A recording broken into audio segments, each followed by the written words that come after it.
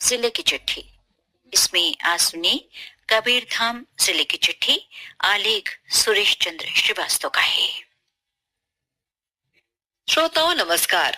जिले की चिट्ठी के आज के अंक में हम लेकर आए हैं कबीरधाम जिले की चिट्ठी। इसके जरिए हम आपको अगले 5 मिनट में जिले में चल रही विभिन्न गतिविधियों से रूबरू कराएंगे। श्रोताओं, जिले में भी शनिवार 15 नवंबर से समर्थन मूल्य पर धान खरीदी शुरू हो गई है। जिला विपणन अधिकारी अभिषेक मिश्रा ने बताया कि पिछले वर्ष की तरह इस वर्ष भी 108 उपार्जन केंद्रों में धान की खरीदी की जाएगी। उन्होंने बताया कि इस वर्ष 6.5 लाख मीट्रिक टन धान खरीदने का लक्ष्य रखा गया है। वहीं इस वर्ष जिले में 19,000 गठान बारदाने की आवश्यकता है, जिसमें से अब तक 17,000 गठान बारदाना उपलब्ध हो चुका है। इस बीच राज्य सरकार ने किसानों की सुविधा के लिए तुहर टोकन मोबाइल ऐप शुरू किया है। इस ऐप के माध्यम से किसान घर बैठे धान बेचने के लिए टोकन प्राप्त कर सकते हैं, जिससे समितियों में लंबी कतारों से मुक्ति मिलेगी। ये mobile app Google play store पर उपलब्ध है। इस ऐप में किसानों को आधार आधारित ओटीपी के माध्यम से पंजीयन करना होगा। किसान हर दिन सुबह 8 बजे से इस ऐप के माध्यम से टोकन के लिए आवेदन कर सकेंगे। श्रोताओं, उप मुख्यमंत्री विजय शर्मा ने पिछले दिनों कबीरधाम जिले के ग्राम बिरकोना स्थित शासकीय स्कूल से स्मार्ट क्लासरूम सुविधा का शुभारंभ किया।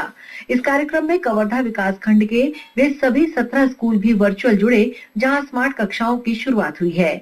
इस अवसर पर उप मुख्यमंत्री स्मार्ट क्लास में बच्चों के साथ विद्यार्थी बनकर बैठे।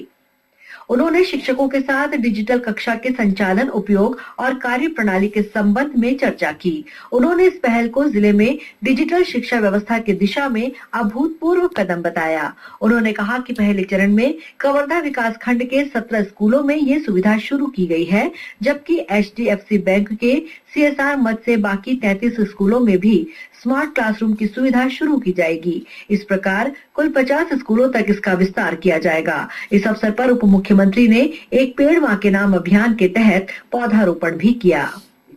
श्रोताओं, जिला कलेक्टर गोपाल वर्मा ने बीते 12 नवंबर को कलेक्टोरेट सभा कक्ष में भू अर्जन प्रकरणों के निराकरण के संबंध में राजस्व और निर्माण एजेंसी के अधिकारियों की बैठक ली। बैठक में उन्होंने अधिकारियों को लंबित भू अर्जन के प्रकरणों का जल्द निराकरण करने के निर्देश दिए। कलेक्टर ने कहा कि सभी लंबित भू अर्जन और निर्माण कार्यों को प्राथमिकता के साथ पूरा किया जाए। श्रोताओं, राष्ट्रीय आयुष मिशन संचालनालय द्वारा कबीरधाम सहित प्रदेश के 10 जिलों में आयुष मोबाइल मेडिकल यूनिट का संचालन किया जा रहा है। इस कार्यक्रम का उद्देश्य दूरस्थ क्षेत्रों में रहने वाले जनजाति समुदाय के लोगों को मोबाइल चिकित्सा यूनिट द्वारा स्वास्थ्य सेवा प्रदान करना है। कार्यक्रम के अंतर्गत मोबाइल मेडिकल यूनिट टीम जनजाति क्षेत्रों में जाकर सप्ताह में एक बार OPD का संचालन करती है। इसमें कुपोषण, संचारी और गैर संचारी रोगी की स्क्रीनिंग कर निःशुल्क आयुष औषधि प्रदान की जाती है।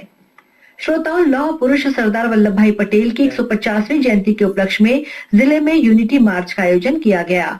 राजनांदगांव सांसद संतोष पांडे ने लगभग 8 किलोमीटर लंबी इस पदयात्रा को हरी झंडी दिखाकर रवाना किया। ये पदयात्रा नगर पालिका परिषद कार्यालय से शुरू हुई, जो विभिन्न मार्गों से होकर महाराजपुर स्थित भोरमदेव कन्या शिक्षा विद्यालय परिसर में संपन्न हुई। इस मौके पर श्री पांडे ने पदयात्रा में शामिल लोगों को राष्ट्रीय एकता और अखंडता की शपथ दिलाई। श्रोताओं, राज्य शैक्षिक अनुसंधान और प्रशिक्षण परिषद और नेहरू विज्ञान केंद्र के संयुक्त तत्वावधान में राज्य स्तरीय बाल वैज्ञानिक प्रदर्शनी और राष्ट्रीय बाल वैज्ञानिक प्रदर्शनी तथा पश्चिम भारत विज्ञान मेला का जोन स्तरीय प्रतियोगिता हुई। इस आयोजन में कवर्धा जिले के विद्यार्थियों और शिक्षकों ने भाग लिया। इस दौरान उन्होंने विज्ञान विषय पर अपने नवाचारी मॉडल का प्रदर्शन किया। श्रोताओं, कवर्धा के इंडोर स्टेडियम में पहली बार Chhattisgarh state junior under 19 badminton की राज्य स्तरीय प्रतियोगिता का आयोजन किया गया। कबीरधाम बैडमिंटन संघ द्वारा 1 से 5 नवंबर तक आयोजित इस प्रतियोगिता में प्रदेश के करीब 130 बैडमिंटन खिलाड़ी शामिल हुए। समापन कार्यक्रम में कलेक्टर गोपाल वर्मा ने विजयी खिलाड़ियों को पुरस्कृत किया।